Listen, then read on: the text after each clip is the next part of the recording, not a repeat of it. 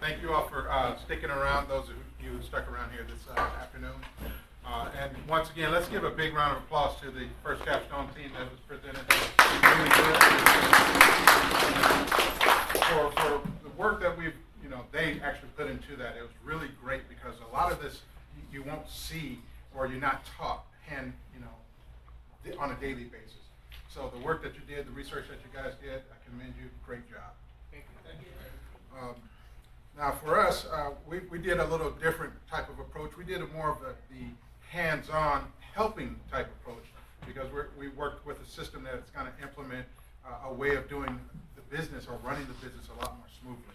Now I'm going to say this phrase here that I'll come back to, so I want you all to also remember going green and how we'll connect that phrase going green at the very end of this presentation. And our team, we also did work at the Y, and our team here was worked on with our project manager, Macatbag. Marc, Dolores was the assistant project manager, myself, Ricardo Diaz, and then Alexander Holland. This is our team. With that, I am going to turn it over and cover the project scope. Okay, so the scope of this project was initially just to create an Infopath server and connect it to Sharepoint and have it go live for the YMCA to use to create a paperless environment and essentially just have easier access in creating forms and filling out forms for the Y. And upon completion, it's pretty much what I just said. Alright, so for the organizational impact, the vision of our project is pretty much to, just like Alex and Larry said, to be environmental friendly and to go green. So the impact, so for the paperless environment, well, we're trying to impact this throughout the organization, throughout the dozen branches that we have, and throughout the departments. And for our main objective of this project is for us to develop the Infopath service. So the Infopath will it will be explained later on in detail, but Infopath is pretty much a service where you can create a form, electronic form, to do that paperless environment. And so another objective that we have is to create multiple forms, from dynamic to static forms. Dynamic is pretty much throughout the organization, the users will just be able to open up the form through the website without them needing the file itself to open up to the computer. And also the last objective that we have is to link our Infopath server to our database SQL and to our Sharepoint, which is going to be the web service. And for our communication plan, as you guys can see, we have 3 ways to communicate to each other: by phone, through email, or through text. So for deliverables, when the project starts, we already started to do some research on it, on what is Infopath, different kind of forms, what we can do through Infopath, what's good gonna do for the YMCA. And through the following weeks, we did the Infopath server setup, which is we set it up a virtual server where we can install the Infopath program itself. So managers or upper management will just be able to log into that server to create forms or to submit any forms. So on that same week, we also did the creation of test forms. So we have some forms that we got from the director, which he wanted us to test to see if we can put it up on. We can do it as an electronic form and then put it on our Sharepoint web service. And enabling site content types. So content types is just pretty much going to be like, because when you upload the form into Sharepoint, instead of, Gil will show it to you guys later what content type is, by content type is we just pretty much how to organize the form in much cleaner look. And again, the last one is we link our info path. We link the Sharepoint to our SQL database server. So what's gonna happen is we're going to create the form into InfoPath, and then we're gonna submit it to our Sharepoint, where everyone can see it. And if a user or someone who's doing the form, submitting the form, those data are being linked to our SQL server to send those data or to retrieve some things. Alright, so to make this transition, we're going to be using Microsoft InfoPath 2010, and it has two versions to it.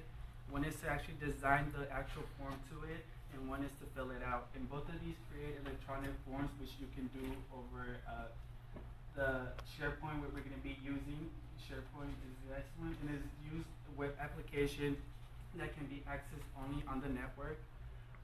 So we created also different categories for different branches so they can have access to them, and it all depends on who needs access to them. And Gil's going to show you how to actually create the form and actually apply it to SharePoint. All right. So as you look over here on this screen, right now I am VPN into the network, and I'm accessing the InfoPath server that we created. It has Microsoft InfoPath installed.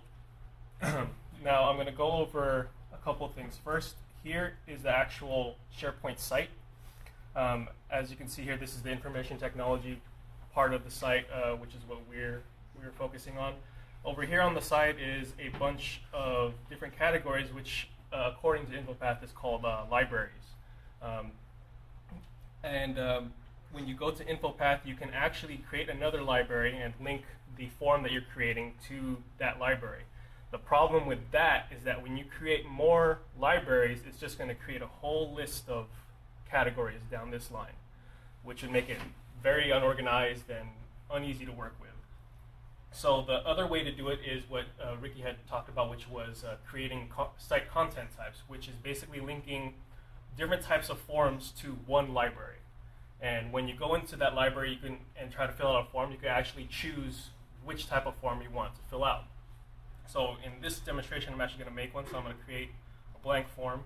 Now this is basically somebody who has access to this InfoPath server will be designated to be the one making all the forms and uploading them, so they'll have all the access needed. So what I'm going to make is just a really simple form here. So let's see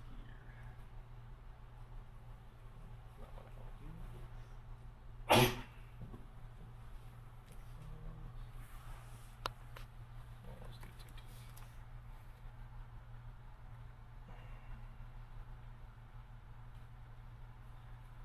So the cool thing about InfoPath is that you have a bunch of different ways that you can add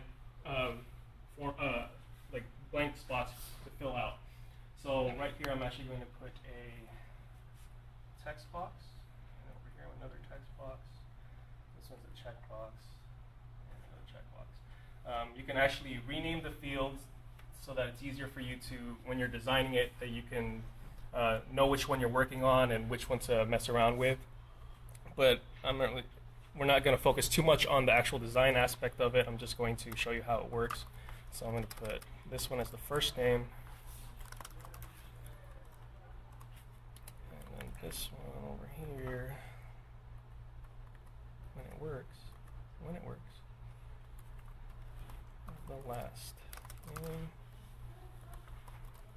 student, teacher. So once the form is designed, the user can then upload it to SharePoint or publish it to SharePoint.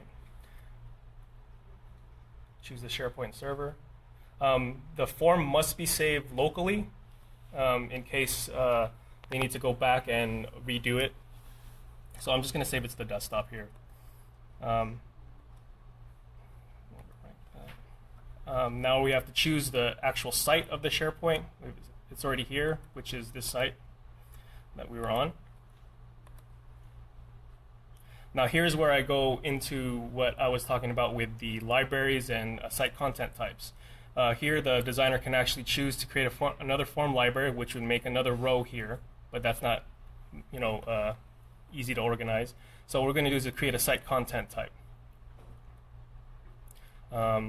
Here you can create a new content type, and right now I'm actually just going to update a previous one that I had created earlier.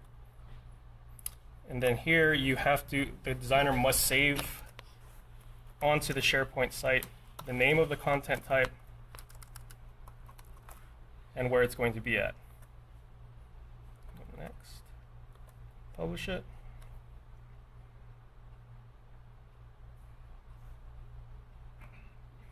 And then now it's done. Now, the next part is to actually go onto the SharePoint site and fill out the form. But in order to fill out the form, you have to link that content form that you have created to a library. In this part, I'm actually going to link it to the obvious, easy one, forms. So you have to go to the site settings of the actual SharePoint site. Site libraries and lists, forms.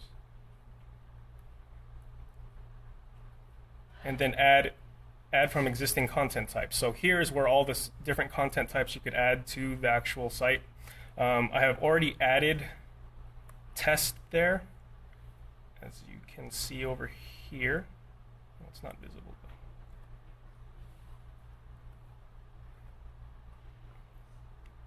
So now if I were to go to the forms library and then go to files and create a new document, there I have the different content types that I could choose from. So the test one is what I created earlier. Here it is. Dude. Guy. Man. And he's a student. And then you have to save this form. Save it. Give it a file name. And then close the form. And there it is. Dude. That's pretty much a demonstration, but I also want to show you a different type of form that people create. You could actually create a form that will actually submit the data through email to a specific email. So that way, if you want an environment where a person is completing a form and you want a notification of that, it'll notify you that way. So I've already created one which is called form. So here I'll just put the normal dude. Because I want to. So I have set it to email myself.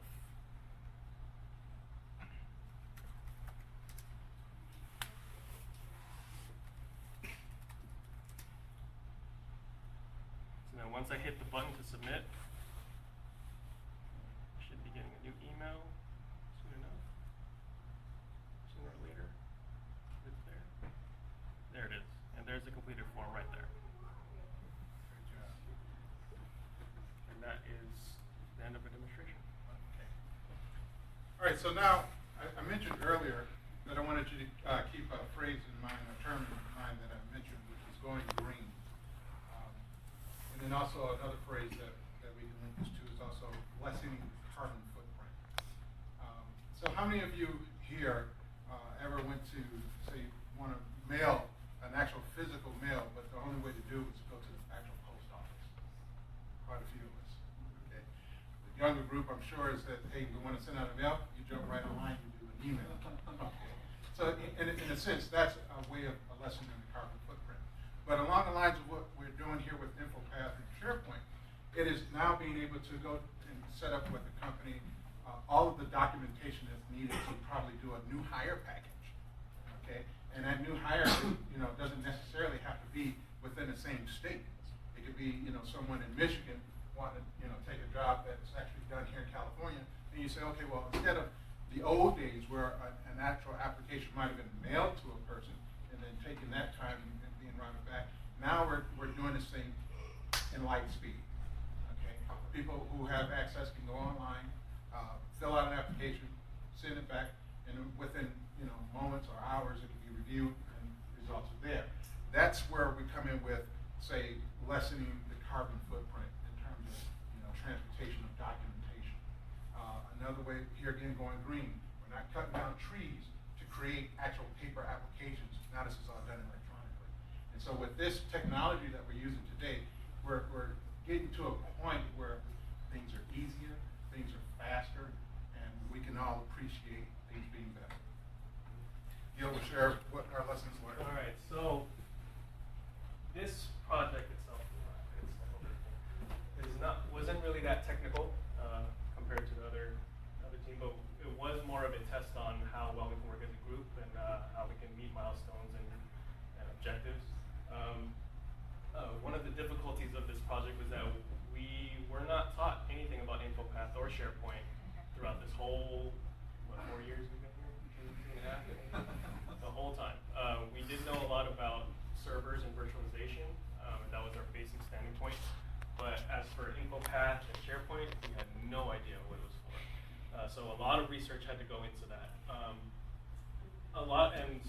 Along with that research, when we actually were implementing things, sometimes they weren't working as well. Though Microsoft does say that Infopath and SharePoint go hand in hand, a lot of times it really didn't work out that way for us due to permissions or just rights on the actual SharePoint site. So we had to deal with that. One of the advantages of our group was that 3 of us were actually working for the Y at the time. So we were able to work on the project while doing our work at the same time. The problem with the disadvantage of that is that 2 of our group members weren't a part of that organization. So getting them together with them having their own things to do was a difficult thing. So a lot of it was just phone calls and trying to plan ahead and trying to see when can we actually meet. And if anyone couldn't come to the meeting, it's just actually just debriefing everybody, people who weren't there, and letting them know what they missed and what they need to work on. Also, progress was halted a few times because in order for us to move forward in a lot of the sections of the project, we had to get approval from the liaison, which was at the time Israel class. We couldn't get certain signatures on time, so we had to either halt or slow down or try to look in another direction to see if we can, get something done within the scope without having to go over our boundaries and, not have to step over his toes. So, yeah, that was pretty much it.